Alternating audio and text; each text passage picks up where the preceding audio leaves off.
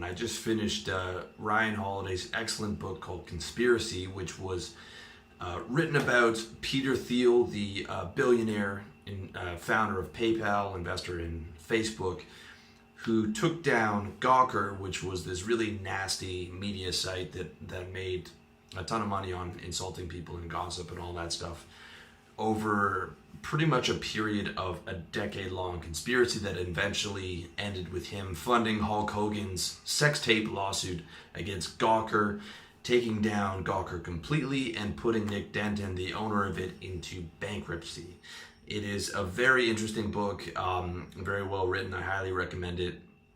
And the cause of it was Nick Denton, who was a gay man, outing Peter Thiel, another gay man who preferred to keep his identity private.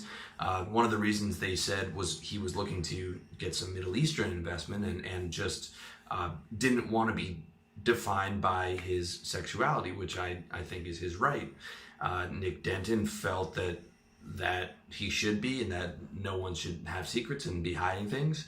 And he went after him. And Peter Thiel, I think, responded.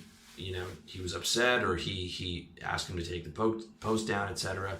And Nick Denton went at him again and again and again for years, and went at his friends and went at various people, to the point where he started saying, well, you know, how do I stop this? And he tried to reason with him. Nick Denton wouldn't listen, and he effed with the wrong guy, okay? He effed with a guy with $1 billion who's very smart and who he went out of his way to create an enemy with.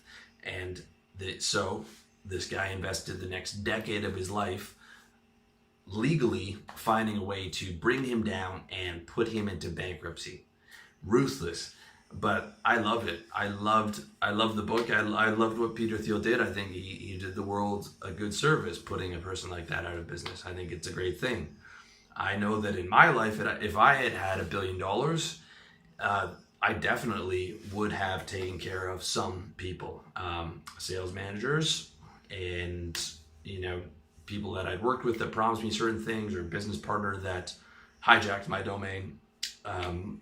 Let's just say at that period of time, those people are lucky that there's laws, and that I had faith in my vision and my future mission, and that I didn't have $1 billion. Okay, I'm one of those people that you would not want to create an enemy with, and I also think,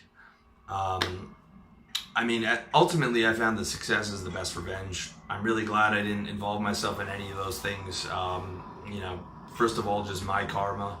I don't want to get my karma involved in something like that, as well as just success by itself is just the best revenge. Just living good. Eventually when you get your life to where you want it to be and all those things together, you just stop caring. But as you start to get some success as a boss or as a leader, or maybe you have a personal brand like I do, you're going to get some haters just from expanding. The more successful you get, the more haters you're going to get.